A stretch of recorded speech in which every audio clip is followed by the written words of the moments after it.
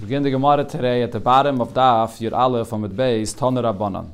So the Gemara here before was speaking about the person that got married, and then he discovers that the wife that he thought was a basula is actually a buula. She had a relation with someone else before, and the question is, what happens now?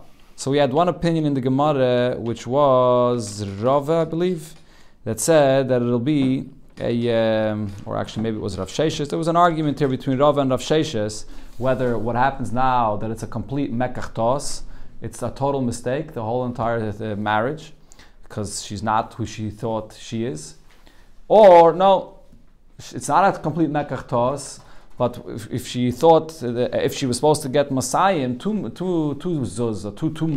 hundred zuz, that is, for the Kesubos, she gets instead only one mana, but it doesn't annul the entire marriage.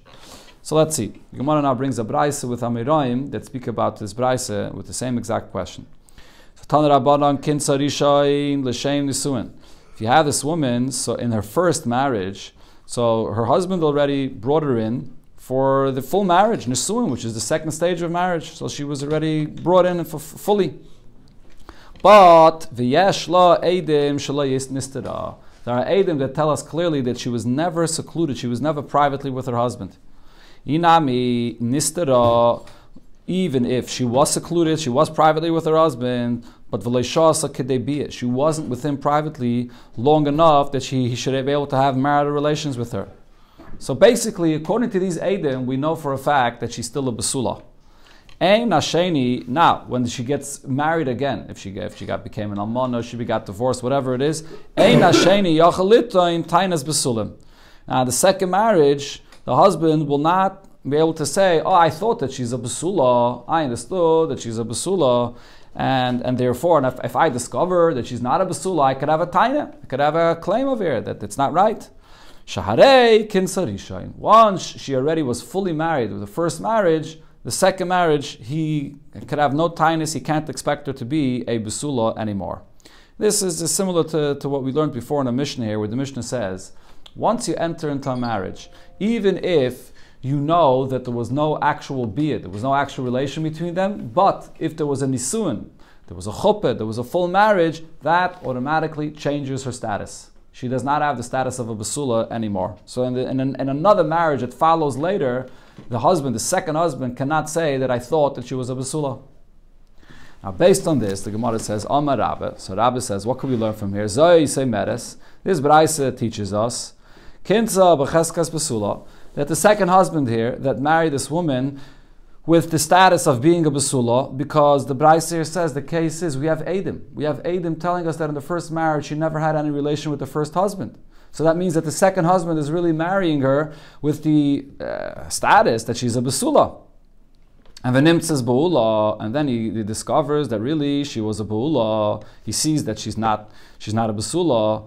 Yeshla Ksuba Mana. So what does the Brayse over here say? She gets a Ksuba of a Mana. Because the Brayse says that in this case, we say that once she already had a full marriage before, even though there are Eidim that said that she's a Basula, she doesn't lose a Ksuba completely. We say that she gets married with the status of being a Ba'ula, and therefore you get a Ksuba of a Mana.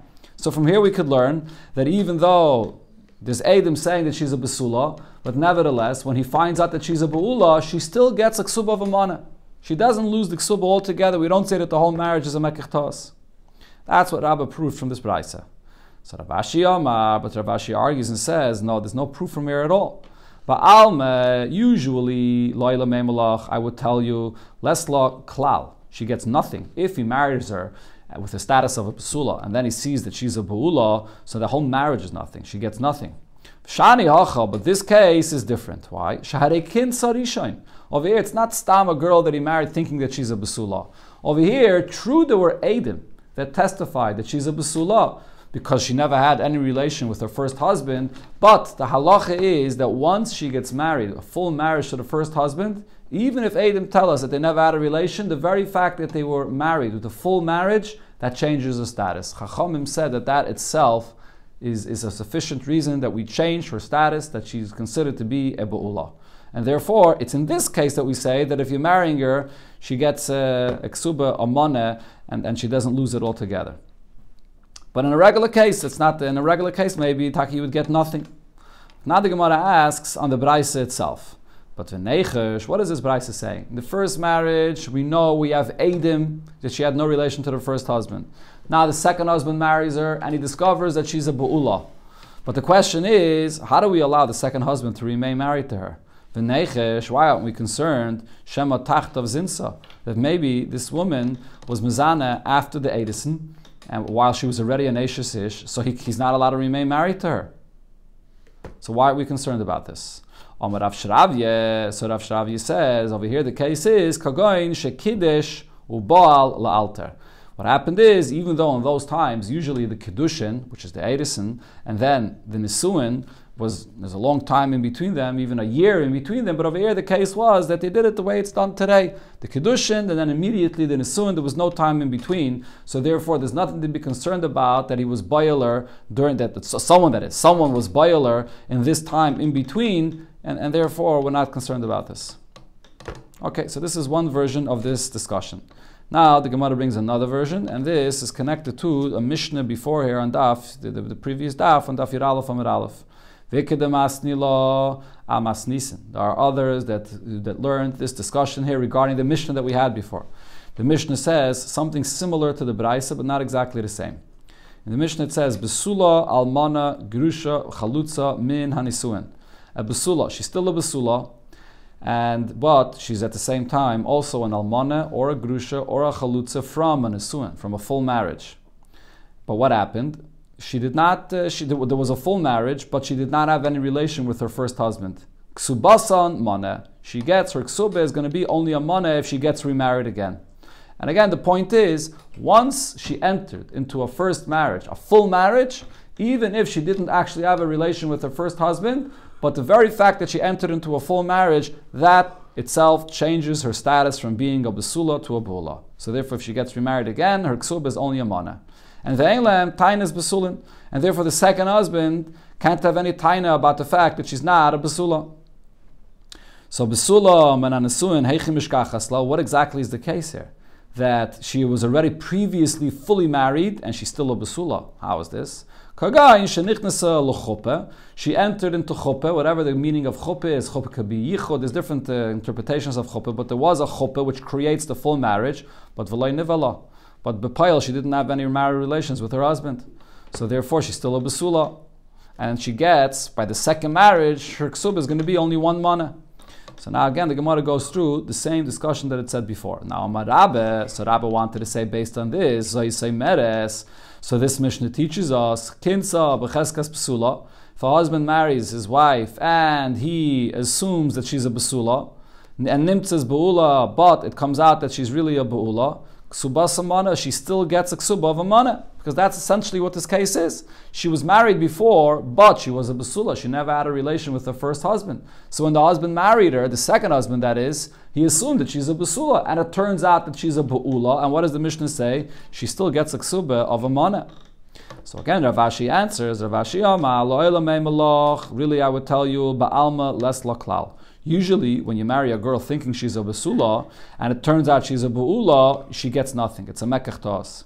But v'shani hacha, this case is different. Shaharei nichnesa l'chuppah. She entered into a chuppah previously, in a previous marriage, and that changes her status. And therefore, you should know that she's already does not have the status of a basula, and she gets a ksuba of a mana. Again, the Gemara asks the same question as before, but v'leichesh shema tachtov zinsa. If we know she didn't have any relation with her previous husband, and now the second husband sees that she's not a besula anymore, why are we concerned that she had a relation with someone else after she became an Eishes Ish? So who says you're even allowed to live with her? The second husband was Mekadisher and was Bailer, and the Nisuin was immediately, and there's no concern that in between, when she was an Eishes Ish, someone else was Bailer. Okay, so those are the two versions here, whether the discussion was on the Braisa or on a Mishnah before. Now, what's the only difference between this Braisa and the Mishnah? In the Mishnah, it's speaking about a case of a woman that was previously married and she had no relation with her husband, but there's no Eidim for that. There's no Eidim testifying and telling us this, that she had no relation with her previous husband. In the Braisa, the case is that there are Eidim. The Braisa is a bigger chiddush. The Braisa is saying even if there are Eidim telling us that she had no relation with her previous husband, nevertheless, once she was fully married, her status changes. So now based on this, the Gemara says, Man de mastin la Braisa, the one that says over here, this whole discussion regarding the Braisa, where there's Eidim telling us that she had no relation with the previous husband, and nevertheless, even though there's Eidim telling us that she's still a Basula basically, but still, Rav Ashi came and said that once she was fully married, her status changes. So Kol Shekena Mas Nisan. Most definitely we could say that the same is true regarding our Mishnah, where there are no Eidim telling us that she had no relation with the previous husband. So over there, it's simpler to say that her status changes. The Chiddush of Rav Ashi is, even in a case where there's actually Eidim telling us that she had no relation with the previous husband, still, she's not a Basula anymore. But one that says the Chiddush of Rav Ashi here, regarding what it said in the Mishnah when there are no Eidim that she had no relation with the previous husband, so Avala Braisa loy. But regarding the Braisa, Rav Ashi would never say this. Why? Mishum de Matzi Amala Ano Eidim Samchi. Because the husband could say, true, you were fully married before to a previous husband, but there are Eidim here. There are Eidim telling us that you never had any relation with the previous husband. So I was relying on the Eidim that you're a Basula. So therefore, in this case, Rav Ashi would agree to Rabbah that we see here when a person marries a woman thinking that she's a Basula and it turns out she's a Ba'ula, she still gets a Kesuba of a Mana. Sagt Heilige Mishneh, Ha'oichel. Again? The Gemara answer a simple answer. He that, has answered before. Which is? That you're choshesh, that nobody will know the difference. Why is this person getting siding when she was married already? Mm-hmm. So with the Rabbanon, the whole thing is that she was married already. Correct. And now she brought Edis, she didn't bring Edis. That she's still a Psula. Correct. But people don't know that. People don't know that she didn't have a relation. That's right. In a case where there's Eidim, l'chayda, people should know. In a case where there's Eidim. When there's no Eidim, maybe. No, I hear. And so there should be a takana with the Rabbanon. Okay, maybe. He has that before. You might have said such a before. Okay, I don't remember. Like other things, that people don't know. Right. Sagt Heilige Mishneh, ha'oichel eitzel chamav b'Yehuda. A person that goes to eat by his father-in-law in the section of Yehuda in Eretz Yisrael. So we learned this before. Basically, in the place of Yehuda, the minig was that even at the first stage of marriage, by the Eidisin, they would have the husband and wife go through yichud. They were secluded with one another, and then they would separate them for a year or so, and then they would come back and get fully married. That was the minig in Yehuda. So when the chassan comes and eats by his in-laws in the section of Yehuda and Eretz Yisrael, shaloi be'edim, but there were no witnesses present to see what went on there. So any yachalitin taines besulim. Later, when he comes and gets fully married to her, he's not going to be able to come and say that I discovered she's not a basula. Why? Because in Yehuda, the minig is that already at the beginning, at the time of the Eidisin, he was misyached with his wife, so therefore he's the one that was boil her then. So later on, he can't come and taina that she's not a basula. So the Gemara has an idea on the lashon of the Mishnah. Midiktani, says the Gemara, what did it say in the Mishnah? Ha'oichel. The one that goes and eats by his in-laws, meaning, what do you understand from this? Meklal, the ikke duchte b'Yehuda, nami de lo yachol. That means that even in Yehuda as well, there is a place in Yehuda where the minig was that you did not go to your in-laws, and they did not bring the husband and wife together to be miyachid them, to put them in seclusion together. The Mishnah should have said, not ha'oichel etzacham b'Yehuda. The Mishnah should have said, if you get married to a wife in Yehuda, for everybody, not ha'oichel, the one that goes and eats by his in-laws in Yehuda. So it's mashma that in Yehuda itself, there are those that would go to their in-laws by the time of the Eidisin, the first stage of the marriage, and those that didn't. Amar Abaye, so therefore Abaye says, based on this lashon of the Mishnah, Shma Mina, from here we could learn, Yehuda nami mekaimis yesh. In Yehuda as well, there are different places, there are different minhagim, whether the husband and wife would be secluded at the time of the Eidisin. And we see this also from what we learned in the Braisa. Amar Rabbi Yehuda said, Be Yehuda, in the section of Yehuda and Eretz Yisrael, Bari Shaina, in the beginning, the minig was as follows. They would bring the chassan and kala together in seclusion, a while before they entered to the chuppah, which is the second stage of marriage. So even though the Braisa uses the term Shah Achas, it doesn't literally mean 1 hour. It means at the time of the Edison, or sometime between the Nisuin and the Edison, they would bring them together in a Yichud. What was the purpose of this? Kedai sheyehei liba gaspa. In order that the Chassan should become comfortable with the Kala. He got married to her, the first stage of marriage, and then they don't live together, b'chlal. And then later he's getting married to her. So in order to make them comfortable, so they would be miyachad them before already. But in Galil, another section in Eretz Yisrael, they would not do this. That's one minig that they had in Yehuda. Another minig, Yehuda, the minig in Yehuda was, Barishayna in the beginning, Hayamamidim lahem shnei shishvinin. They would give for the Chassan and Kala 2 people to accompany them. Echad loy ve'echad lo, one accompanying him and one accompanying her. In order to inspect the matters by the chassan and the kala when they enter into the chuppah, and then they have the yichud and the biyah to go and see what's the story. Is there blood? Is there no blood? To make sure that if afterwards there's any arguments between them, so they can come and report what it is that happened, whether there was blood there or not. So this was another minig that they had in Yehuda. In Galil, they would not do this. The third minig in Yehuda, be Yehuda barishayna. In Yehuda, so in the beginning, hayishishvinin yishaynin bebayis, shechasan v'kala yishaynin ba. These people that accompany the chasan and kala would also come to them together in the house, and they would sleep in the same house as the chasan and kala that night. But in Galil, that's in another section of Eretz Yisrael, they did not do this. Okay, so those are the 3 minhagim that they had in Yehuda that was unique. Now the Braisa concludes and says, whoever does not do like this minig, he cannot then come with any arguments to say that the wife that he married, he thought she's a basula and she's not a basula. You can't have any of these tainas. That's the conclusion of the Braisa. So the Gemara asks on this, when it says there that if you did not do like this minig, you can't have any tainas basulim, what exactly is this last statement of the Braisa going on? On which section of the Braisa? Is it going on the beginning of the Braisa? What does it say in the beginning of the Braisa? That in Yehuda, the Chassan and the Kala would already have a yichud before, at the time of Edison. So what is the Braisa saying? That if you did not do this minig, so then you can't have a tainas psulim. Why not? What is this going on? If this is going on the Reisha, where it talks about the minig in Yehuda, kol shenag mi bayalei.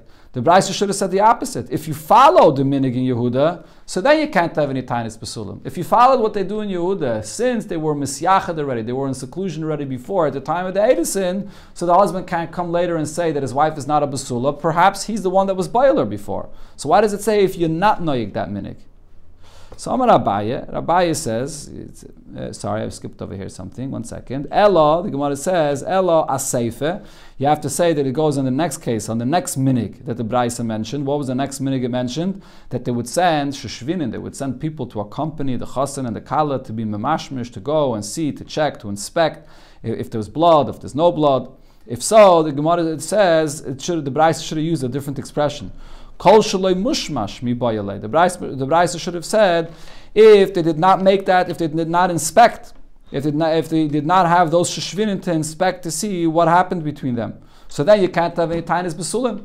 If there was someone that was there that inspected and then he knows what happened, so then you can have a tainas basulim. They'll come and tell you. They'll come and back up your claim to see if there was blood or if there was no blood.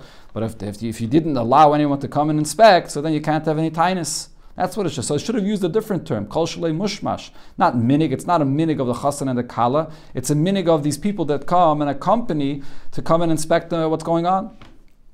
So Amar Abaye, so the Gemara here says 3 ways how to read this Braisa. Abaye says, Lo ilama reisha, the last line of the Braisa goes back on the reisha, otni, and the way to read the Braisa is, kol shenohag.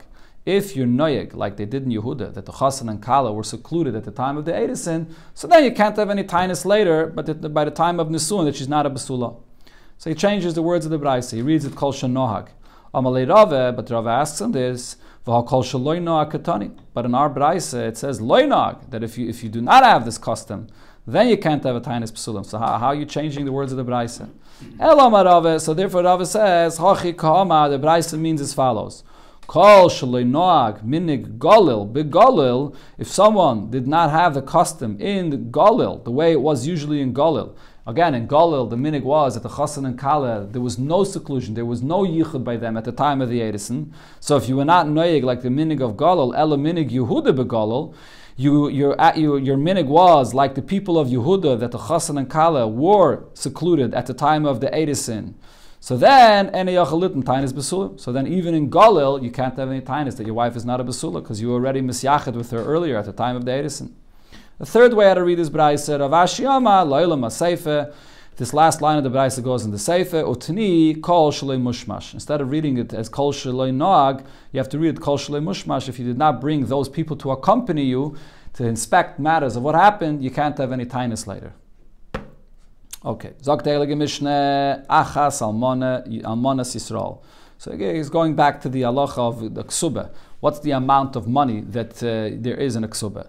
So the Mishnah says whether it's an almana and she is a bas Yisrael, v'achas almanas koyanim, or whether she's an almana and she's a bas koyan, ksubas almana. The ksubah by an almana is always a mana. Now bezdin shel koyanim, there was a bezdin of koyanim, hayu goyvin lebesula, they would collect for a besula, which was a bas koyan, arba mei zuz. They would collect double the amount of a usual ksubah, 400 zuz. Because a bas kayin is more distinguished, it's a greater yichus, so therefore for a bas kayin, they would demand from the husband to pay 400 zuz. Chachamim did not protest against this, they allowed to request 400 zuz. Tana, Dr. Gemara, we learned in Abraisa, Valmonas kayinim. In both cases she's married to a Yisrael? Let's see, we'll see soon here in the Gemara. Yeah, but Pashtus, let's say she's married to a Yisrael, yeah. So Tana, we learned in Abraisa of Almanas Kainim Ksubasa Masayim, that by an Almana and she's a Bas Kayin, her Ksubah is actually 200 zuz.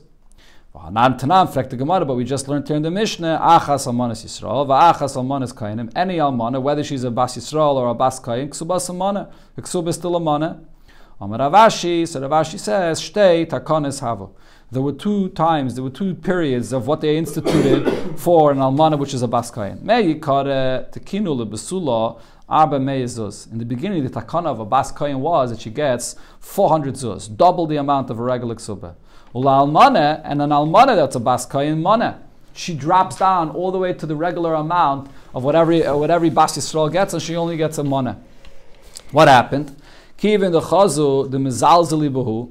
Now, since they saw that these almanis that are bas kayin, so people were mizalzel in them. People treated them very without any proper respect. They said, "Look, they get a ksubah that dropped down so low, so they don't have any chshivas. Before their ksubah was 400 zuz. Now they dropped down to ksubah of just 100. So people did not want to necessarily marry them. This was a gnai for them that now their ksubah becomes the same like a regular almana of a bas Yisrael.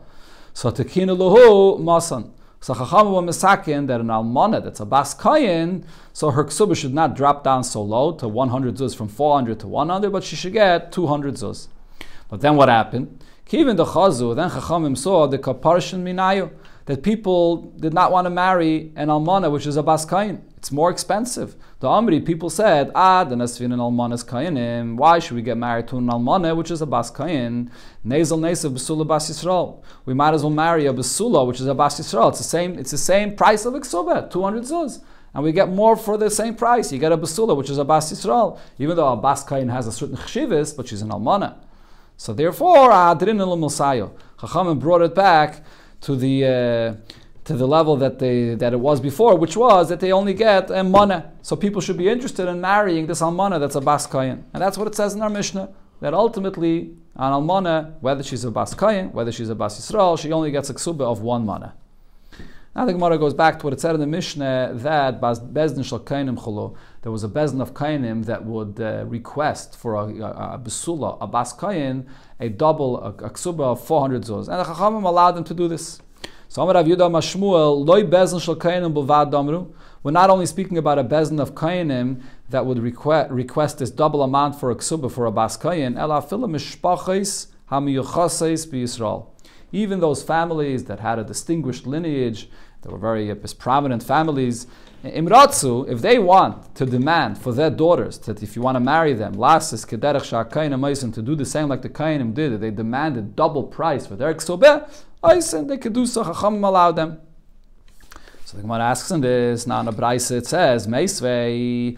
So the Braisa says as follows: Haroitze lasa is kederach sha'kainim oisen. If someone wants to do like the kainim would do to demand a double ksubeh, and the Braisa gives an example: Kagayin bas Yisrael lekayin. If it's a Bas Yisrael getting married to a Kayin, or a Bas Kayin li Yisrael, or a Bas Kayin that's getting married to a Yisrael, and he wants to demand a double amount for the Ksubah Oisen, he can do so. That's what the Braisa says.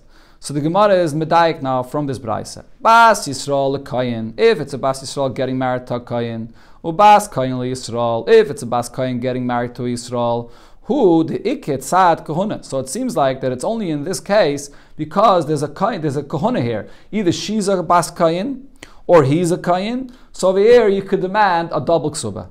Avo Bas Yisrael, but if it's a Bas Yisrael getting married to a Yisrael, even if it's a girl that's from a very distinguished family, nevertheless, it seems like from the Braisa that you can't just demand a double Ksubah. So the Gemara answers, loy. No, you're misunderstanding this Braisa. So the Gemara, loy mi baya ka'amar. The Braisa is actually telling you a bigger chiddush. Bas Yisrael. Needless to say, when you have a Bas Yisrael and she's from a distinguished family and she's getting married to a Yisrael, the loy matzi amala. So now the husband cannot turn around to her and say, "You think you're so distinguished? I'm the Kayin, so I am actually raising your status by you marrying me. Why are you demanding from me to give you an extra amount for your ksubeh? So I'm the Kayin, so I'm the one that's raising your status." So now when a Bas Yisrael is marrying a Yisrael, the husband is not raising her status, and therefore it makes more sense to say that we should allow her to demand a double ksubah, because he's getting the schus to marry a girl from such a distinguished family. Bas Yisrael Kayin, but if it's a Bas Yisrael, even if she's from a distinguished family, but she's getting married to a Kayin, the Matzi Amala, so now the husband, the Kayin, could say to her, at the same time that you're from a distinguished family, but I'm raising your status by marrying a Kayin. Same alike. Maybe in such a case, we don't allow the family, the father of the Bas Yisrael, to demand for his daughter a double ksubah. Kamash Malon. So that was the bigger chiddush of the Braisa, that even in a case where it's a Bas Yisrael that marries a Kayin, still she can demand a double ksubah for this. Going back now to the case of Tainis Psulim, that it said before you could have a Taina that your wife was not a Psula. So what happens in the case of Hanoise Esa Isha Volemotzala Psulim? Person marries his wife and he discovers that she's not a Psula. And now there's an argument between the husband and wife. What happened there? She comes and argues and says, what happened was Mishe Erestani Ne'anasti. After the Edison, I was already married to you, I was an Eishes Ish. Then there was an Einis. Someone went and had a relation with me against my will. And therefore what she's saying to him is, it's your field that got flooded, meaning it's your bad luck. The marriage is a marriage, and the fact that I'm not a Basula anymore happened once I was already married to you. But the husband argues and says, Loiki, that's not what happened. Before I got married to you, before you were an Eishes Ish, and you already wore a ba'ula, and therefore the entire marriage, the whole thing is it's a mistake, and therefore I don't owe you a penny. So basically the argument over here is, the Gemara, this mission is discussing the money of the ksubah. So the woman says, I want to get the money for the ksubah, and the husband says, I don't owe you anything for the ksubah. The whole thing is a mekach tas. So what's the halacha? Rabbi Gamliel and Rabbi Eliezer say, we trust her. We trust her that she says that the Einis happened after she was already an Eishes Ish, and therefore she still gets money for the ksubah. Rabbi Yeshua says, why should we trust her? We don't live by what comes out of her mouth. Rather, so this woman has the chazaka of being a bu'ula from before the marriage, and therefore she gets nothing. Before the whole marriage, and v'hit asay, she fooled him when she said that she's a basula. Unless she's going to bring Eidim, she's going to prove what she's saying, that she only became a bu'ula after the marriage. If she can't prove it, we don't live by what she says. Therefore, she doesn't get anything. So this is the machlokes over here. It's basically a machlokes regarding the money, whether she could demand money for this ksubah or not. So as Rashi says here in the Mishnah, and we'll see this right away here in the Gemara as well, what's Taka Svara to say? Why do Rabbi Gamliel and Rabbi Eliezer say that we should trust her even without any Eidim? So Rashi says that this is a case of Bari Vishema, Bari Adif. Her taina is a taina's body. She comes and says, I tell you that for a fact, I am certain that what happened over here is that there was an einus that occurred after I became an Eishes Ish. When the husband comes and says, this is not something the husband knows. The husband is saying, Shema. Maybe what happened was that you were a bulla already before. So because she's a body, so body v'shema, body yadif. Her taina is a stronger taina. And on that, Rabbi Shua argues and says, no, body v'shema, lav body yadif. The body is not stronger, and she has to bring Adam to prove her claim. But where's the chazaka? Let's see. So the Gemara is going to talk now about chazakas. But first, wait, there's all kinds of chazakas here. Let's see in the Gemara. There's the chazaka of the money, there's the chazaka of her body, of her status. So let's see. But first the Gemara brings this machlokes about bari v'shema that we find b'chlal regarding an argument regarding money. Itmer, so we learned the machlokes. Mana libi yatcha, a person comes along and tells his friend, you have a mana that I lent you. It's in your hands. So this is a taina's body. V'hallah, and the person responds and says, Aymi says, Eini yedeya, I don't remember. I don't remember if I owe you money, if I don't owe you money. So this is the case of bari and shema. Rav Yehuda and Rav Huna Amri chayev. So Rav Yehuda and Rav Huna say that he's going to be chayev to pay. Rav Nachman Rav Yechanan Amri pater. Rav Nachman Rav Yechanan say that even when a person answers, I don't know, I don't remember, still he's going to be pater. So the Gemara explains. Rav Huna and Rav Yehuda Amri chayev. Rav Yehuda and Rav Huna and Rav Yehuda say that he's going to be chayev to pay because bari v'shema, the one that's claiming that he owed the money, he's a bari, and the one that's answering is a shema. So bari yadif. So the body is stronger. So you could be mitzi. The chiddush over here is that with a taina's body, even without edim, you could be mitzi mamay, as long as the other person is a shema. But Rav Nachman and Rabbi Yechanan Amri pater. But Rav Nachman and Rabbi Yechanan say that you're going to be pater. Why? Because oiki memayne b'cheskas mare. Even though the person that's answering shema has a much weaker claim, obviously, than the one that's saying body, but nevertheless he has the money in his pocket. If you want to be mitzi money from his pocket, you have to have Eidim for that. Just a taina's body is not going to be good enough. So that's basically the question over here. Do I say that the taina's body is stronger than the cheskas mamain? Or do I say no, the cheskas mamain of the one that has the taina's shema is stronger than the taina's body? So now this is basically the exact same thing that we have here in our Mishnah, right? What do we have here in our Mishnah? The husband is the one that has the money in his pocket, and the woman is the one that has the taina's body. So who's stronger? Do we follow her taina's body, and she's believed to say that she gets the ksuba, or do we follow his cheskas mamin? The money is in his pocket. So the Gemara now brings as follows. Amalei Abaye Rav Yosef, Abaye said to Rav Yosef, Had Rav Huna Rav Yehuda, this halacha that Rav Huna and Rav Yehuda said here, that the taina's body is stronger. The Shmueli, this is basically the halacha that Shmuel said. What did Shmuel say? So now the Tnan. So first there's a Mishnah that's later on the next daf. It says there as follows: Haisamu beres. You see a woman that's pregnant, Bamru law, and they say to her, Mativa shalubazeh. Who are you pregnant from? And she answers, Meish ploini v'kainu. I'm pregnant from this and this person, and he's a kain. So the child born is going to be a kain. That's what she says, and she has no raya to this, but she says so. Rabbi Gamliel, Rabbi Eliezer, Imre, Namenes. Rabbi Gamliel and Rabbi Eliezer say that we believe her, even though she's not proving it. Rav Yehuda said in the name of Shmuel, Halacha Rabbi Gamliel. We paskin like Rabbi Gamliel that we trust her. Now we'll see there in the Mishnah, the next Perek, that over there Rabbi Yeshua also argues. Rabbi Yeshua says there the same thing. Rabbi Yeshua says we're not going to trust her. We don't live by what she says. Okay, but Rabbi Gamliel, Rabbi Eliezer say we believe her, like similar to what it said in our Mishnah over here. Rav Yehuda, Shmuel, Halacha Rabbi Gamliel. Rabbi Yehuda said in the name of Shmuel that we paskin like Rabbi Gamliel that we trust her regarding who she's pregnant from. Rav Shmuel bar Yehuda Rav Yehuda. Rav Shmuel bar Yehuda said to Rav Yehuda that said this halach in the name of Shmuel, Shinina, sharp one. This is an expression the Gemara always uses regarding Rav Yehuda, that he was a very sharp individual. Amrit la mishmei de Shmuel, you told us in the name of Shmuel, halacha Rabbi Gamliel af perishayna. We paskin like Rabbi Gamliel that she's trusted not only in that Mishnah later on Daf Yud Gimel, where the question is regarding the identity of the child that she's pregnant with, but also in the previous Mishnah, which is right over here, So that we paskin like Rabbi Gamliel in our Mishnah over here, where there's an argument not regarding an identity of the child, but the argument is regarding the money of the Kesubos. And over here as well, Rabbi Gamliel and Rabbi Eliezer say that we trust her, that she had a relation with someone after she was already married, and therefore she still deserves the money of the Kesubos. We paskin here like Rabbi Gamliel as well. So my af perishay. Now what's the chiddush when it says that we paskin like Rabbi Gamliel over here as well? Here we're trusting her to take money out of her husband's pocket. So even though usually there's a svara that the money has its chazakah, he's the one that's the muksik that has the money. So how can we trust her to take the money out of his pocket without edim? But nevertheless, Amar Rabbi Gamliel says, bari adif, because she has a tainis bari v'shema, bari adif, even though the husband is the muksik.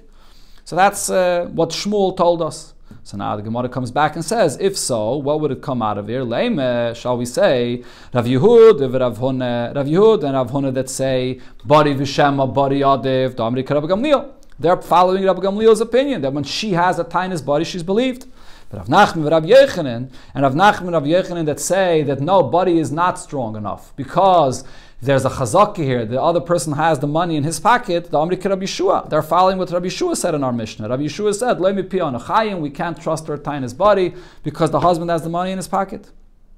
So the Gemara gives two answers to this. Amalach Rav Nachman. Rav Nachman says, Rav Nachman will answer you here. This case is different. Anad Amri afilik Rabbi Gamliel. I would agree to Rabbi Gamliel in the Mishnah that the taina's body is stronger. Even though usually Rav Nachman says we don't accept the taina's body, but in our Mishnah we have a reason to accept her taina's body. Why?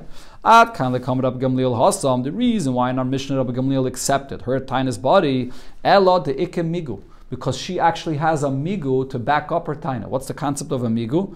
Migu always means when a person says one claim, and he could have said the better claim. So that proves, the fact that he's not using the better claim, proves that he's saying the truth. So Rashi explains, what's the migu she could have said? What happened over here? It was discovered that she's not a besula. What did she come and say? That someone was boil me after I became an Eishes, and it was an Einus. She could have said a much better claim. What would have been the better claim? She could have said an accident happened. She could have said nobody was boil me. An accident happened and therefore I'm not a basula anymore. What's the advantage? Why is that a better claim? Because when she says that someone was boil me ba'ainis, she now becomes possible to get married to a kayin. But if she says that an accident happened, she won't be possible to be with a kayin. So therefore that's a much better taina. So therefore she has a migu and we believe her. Aval hacha, but over here, my migu ikke. There is no migu at all. There's no better taina. This person that says the taina is body, you owe me $100. There's no migu. There's nothing that he could have said any better taina. So there's no reason to believe the one that has the taina is body when he's being maitzi mamin. That's one answer. Yinami, the Gemara says another answer. There's a chazakah here. At kan lekam Rabbi Gamliel Hasan. Why is she believed over here? Why is the woman believed over here? Eladamrinan oikma achazakah. You place the woman on a certain status that she has. What's the status that a woman has? She has the chazakah that she's a besula. If we're not sure at what point her status of her body changed, when did she become a bula? Did it happen before Edison or after Edison? We place her on the chazakah that it probably happened later, after the Edison, like she says. So because she has a chazakah to back up her claim, we believe her. Aval hacha, my chazakah is leilahai. The one that's saying the taina's body has no chazakah at all. It's the other person that has the chazakah. He has the money in his pocket.